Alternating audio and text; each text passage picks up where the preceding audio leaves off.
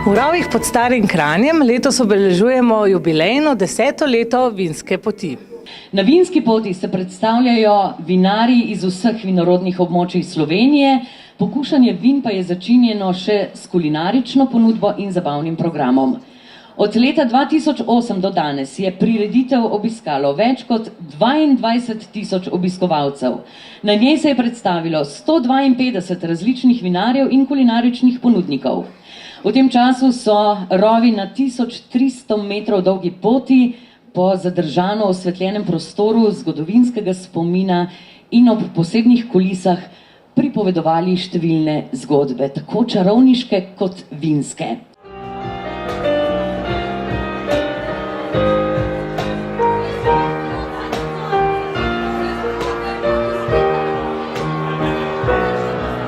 Prireditev se je prijela in je povsem polna, že vnaprej je vse razprodano. Tako da razmišljamo, da bi bilo najbolje, da jo kar raztegnemo na celo leto.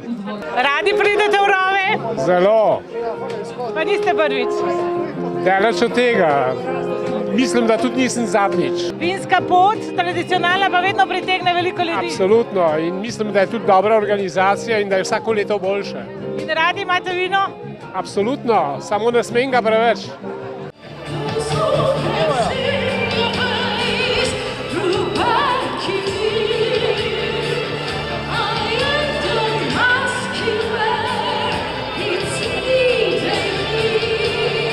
Gospa Alenka Gotar, nas zdravljate po 10 letih tukaj v Rovih. Ja, jaz sem jih takrat otvorila in sem prav vesela, da sem danes spet tukaj. Najbolj sem pa vesela, da to živi. Da ni tisto, da je začetna vnema, potem pa pozabe na to, ampak da se je začela ena lepa zgodba tukaj delati. In tako, če sem lahko danes del tega po 10 letih, pa da smo začeli skupaj nekaj lepega, mi je v čast. Na zdravje. Ja, na zdravje. Zdravje.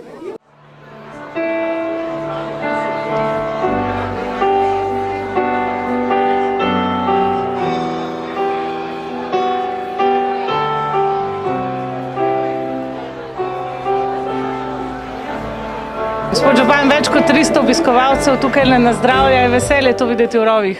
Ja, res je lepo videti to 10-letno tradicijo, ta se je res lepo prijela in zdaj je treba na tem graditi, da bo Kranj še bolj prepoznavno, še bolj obiskano mesto.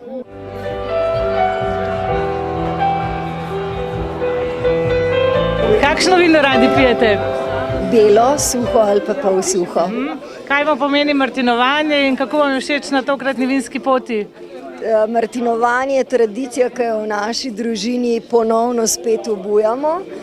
Tokratna vinska pot pa po nekaj letih spet, tako da sem vesela, da sem tukaj in da se razvija, da je skozi več obiskovalcev.